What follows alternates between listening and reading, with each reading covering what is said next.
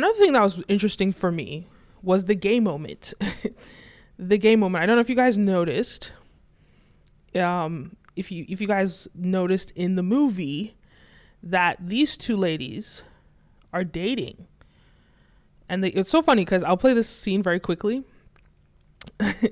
And it was kind of foreshadowing the first time they showed them together. You didn't quite know that they were dating, right? So let me play this scene right here.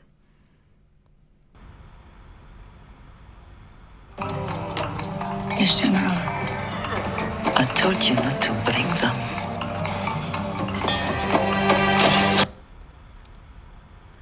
So when they played this, you didn't, I mean, I told you not to bring them. It's not obvious, right? But at the end of the movie, remember, she kisses her head and she says, "Thank you, my love."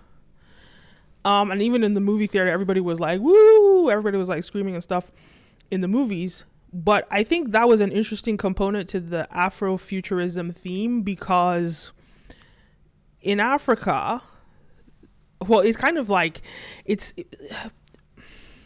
one of the pros of having African stories told through a Western lens. Now, in my video on the Kenim O show, I broke down in detail the cons of having Westerners, Westerns, specifically white people, police African stories, or African stories told through white supremacist lenses.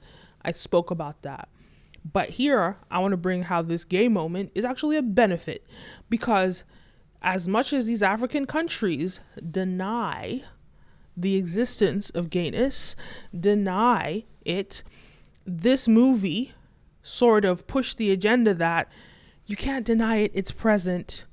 And they were very strategic about it, because they were very subtle about it. They didn't have overt gay characters, simply because they understood that this movie is about Africa. It's going to be distributed in Africa. They didn't want it to be blocked in every African country, because that's exactly what would have happened. It would have been blocked in every African country. They didn't want that.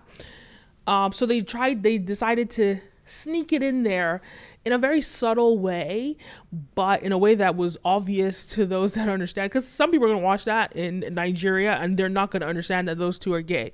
They're not going to understand that. But it was very clear, and it was just a way to sort of acknowledge gayness in Africa, which is sort of like gaslit in Africa and not acknowledged. So that was interesting there. So they're just kind of showing that, look, whether you suppress homosexuality or not, it does exist, and they are representing gay people in Africa. That's exactly what that did there. So that was great too. That was interesting.